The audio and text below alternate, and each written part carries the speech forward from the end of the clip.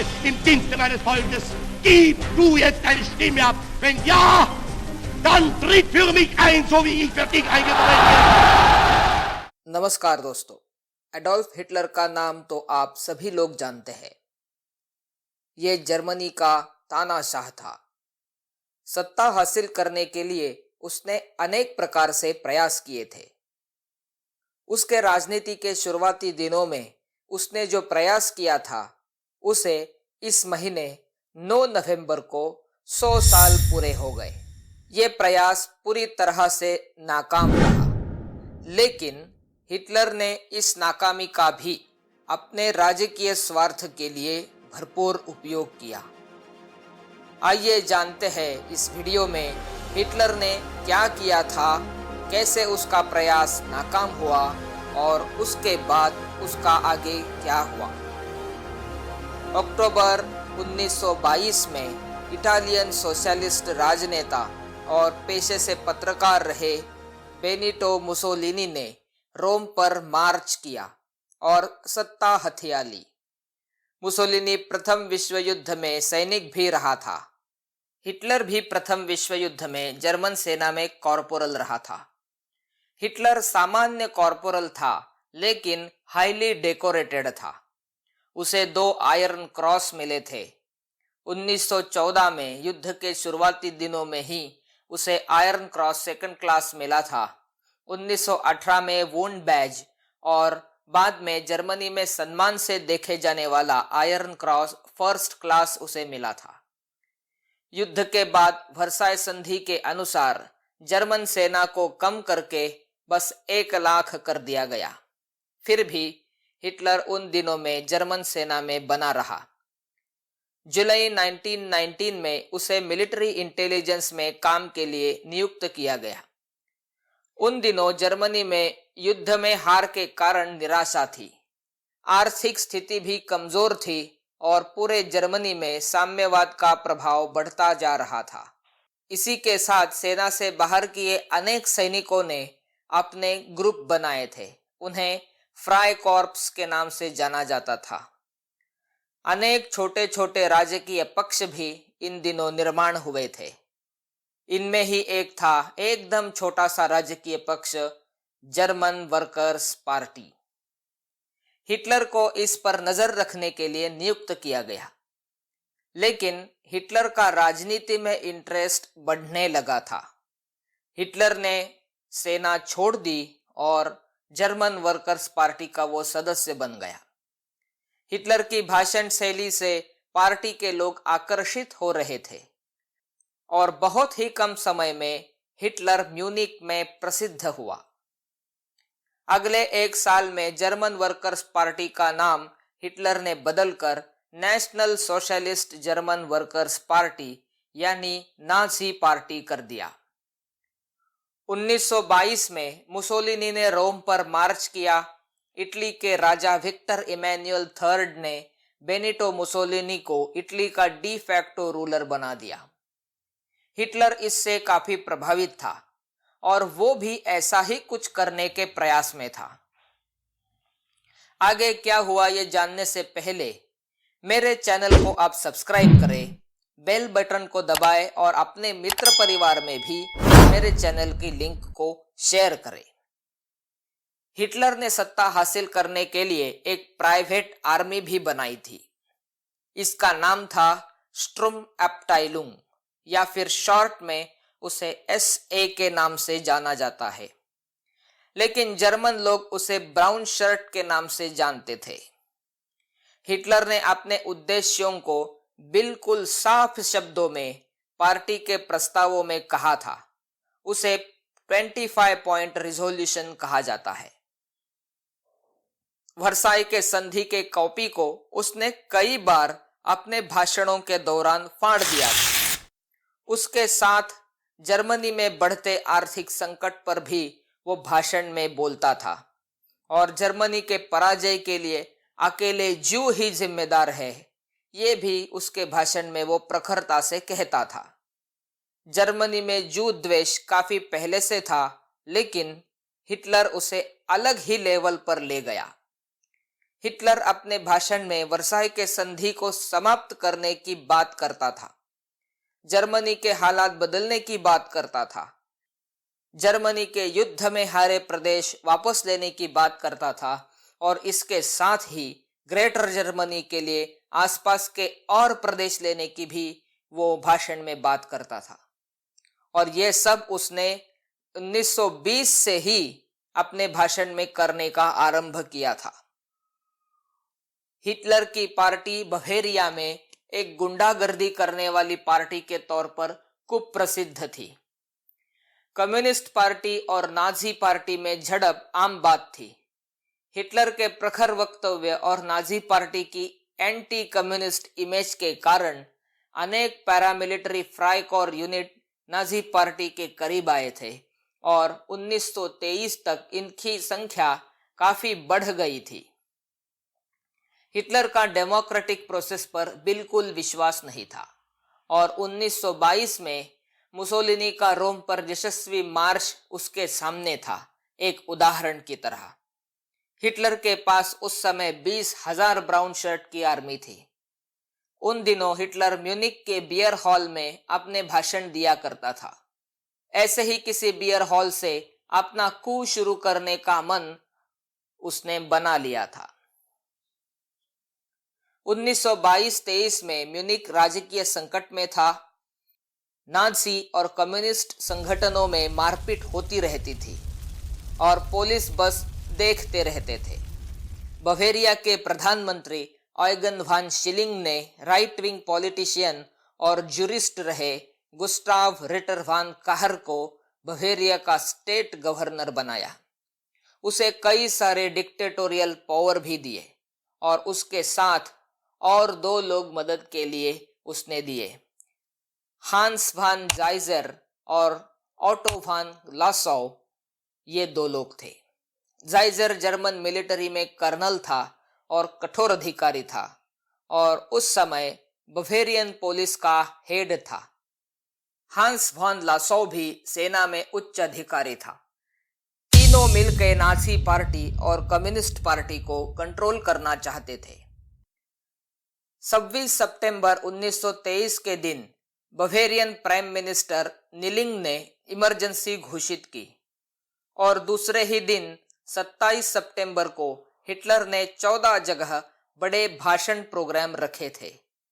Hitler पर भाषण रद्द करने का प्रेशर था। हिटलर को काहर ने अपने सरकार में सम्मिलित करने का वादा किया। इसी वजह से हिटलर उस समय शांत रहा।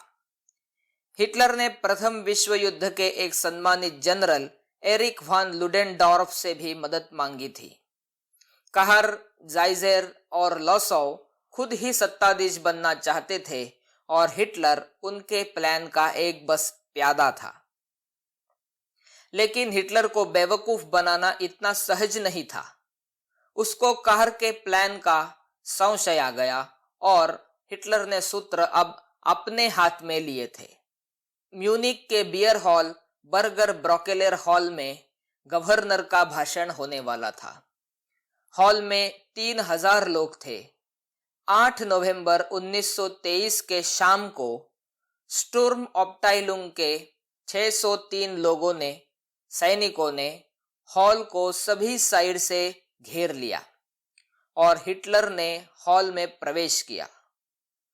उसके साथ प्रथम विश्व युद्ध का जर्मनी का highly decorated ace pilot Hermann Goering, Rudolf Hess, Alfred Rosenberg और उनके साथ और भी 15 लोग थे। हॉल में हिटलर को कोई सुन नहीं रहा था। ये देखकर हिटलर एक कुर्सी पर चढ़ गया और उसने रिवॉल्वर से ऊपर सीलिंग में एक फायर किया। पूरे हॉल में एक ही क्षण में शांतता हुई। हिटलर ने घोषित किया कि नेशनल रिवॉल्यूशन शुरू हुआ है।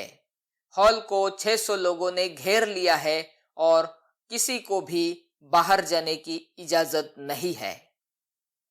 गवर्नर कार, जाइजर और लॉसौ को ऑडिटोरियम के पीछे ले जाया गया और एक कमरे में कैद कर लिया गया। जनरल लुडेनडॉर्फ भी हॉल में आ गए थे। तभी हिटलर ने एक बड़ी गलती कर दी।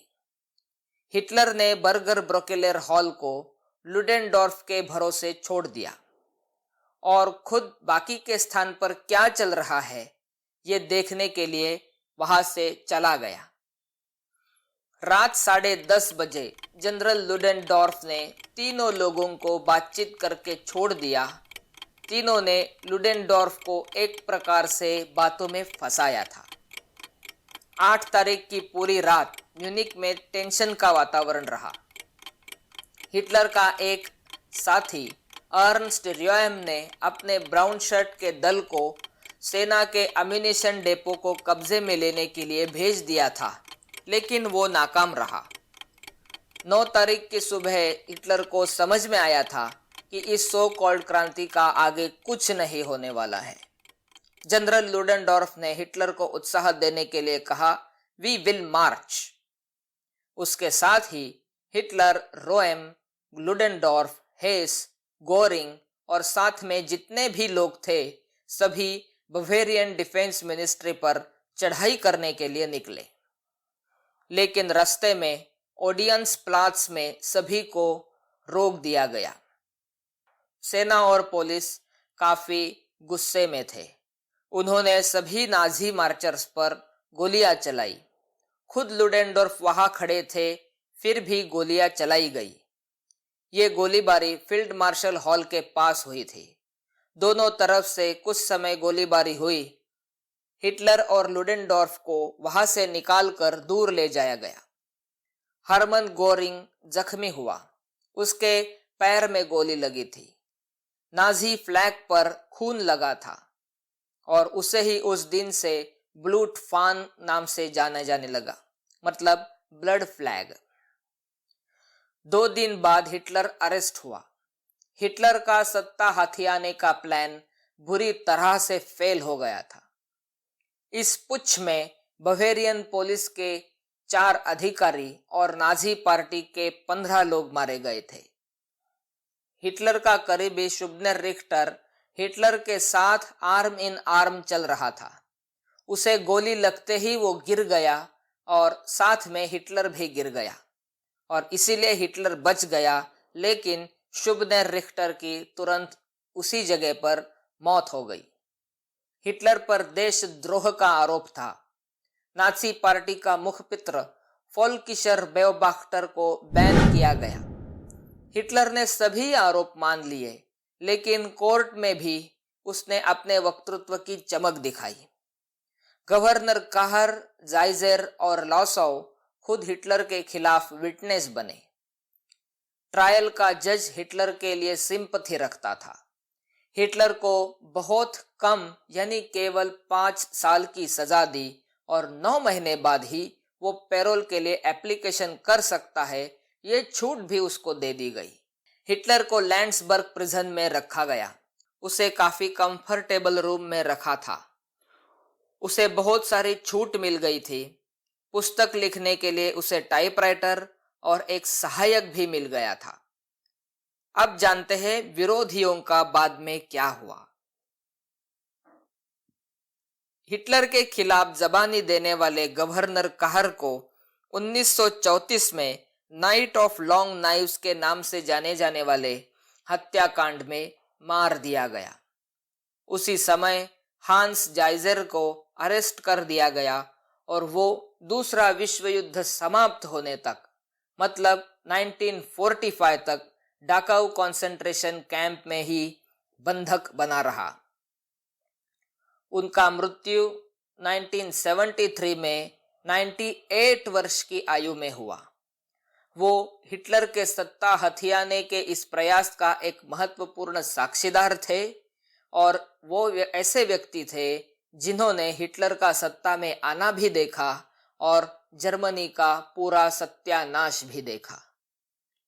लॉसौ का मृत्यु 1938 में म्यूनिख में अपने अपार्टमेंट में 70 वर्ष की आयु में हुआ। उस पर नाजी जर्मनी में कोई मिलिट्री डिसिप्लिनरी एक्शन नहीं हुआ, लेकिन कोई पदोन्नति भी उन्हें नहीं मिली। जनरल लुडेनडॉर्फ और हिटलर के संबंध उसके बाद पूरी तरह से बिगड़ गए थे। कू फेल होने के लिए हिटलर लुडेनडॉर्फ को ही दोषी मानता था और लुडेनडॉर्फ का हिटलर के विचार और उसके उद्देश्य पर से विश्वास उठ गया था। जब हिटलर सत्ता में आया तो जनरल लुडेनडॉर्फ ने राष्ट्रपति फील्ड मार्शल हिंडनबर्ग को चेतावनी दी थी, ये मनुष्य जर्मनी का नाश कर देगा और इसके लिए भविष्य में जर्मन जनता आपको दोषी मानेगी। 1935 में हिटलर खुद जनरल लुडेनडॉर्फ के घर उनके जन्मदिन पर उन्हें शुभकामना देने के लिए और सर्वोच्च मिलिट्री सम्मान फील्ड मार्शल का बैटन देने के लिए गया था। लुडेनडॉर्फ ने नाखुशी से ही कहा, किसी ऑफिसर को जनरल फील्ड मार्शल युद्ध के मैदान में युद्ध के समय किया जाता है, किसी टी पार्टी में नहीं। लुडेनडॉर्फ का मृत्यु 1938 में हुआ। उन्हें उनकी इच्छा के खिलाफ नाजी स्टाइल से स्टेट फ्यूनरल का सम्मान मिला। हिटलर का साथी अर्नस्ट रोहेम को 1934 में अरेस्ट कर दिया गया और बाद में उसकी गोली मारकर हत्या कर दी गई। वो हिटलर के लिए एक बड़ा खतरा बन गया था। हिटलर ने इसके बाद पुस्तक लिखा और सत्ता को डेमोक्रेटिक मार्ग से ही जीतने का निश्चित किया। 10 साल के बाद जनवरी 1933 में हिटलर जर्मनी का चांसलर बन गया था। मेरी ये वीडियो कैसी लगी कमेंट में अवश्य बताएं। मेरे चैनल को अभी तक सब्सक्राइब नहीं किया है तो अवश्य सब्सक्राइब करें। मेरा ये चैनल इतिहास के लिए डेडिकेटेड चैनल है। इसमें पूरे विश्व का इतिहास हम जानने का प्रयास करेंगे। मेरे वीडियो को लाइक करें, चैनल को शेयर भी करें। मिलते हैं अगली वीडियो में ऐसे ही एक आकर्षक विषय के साथ। तब तक के लिए धन्यवाद।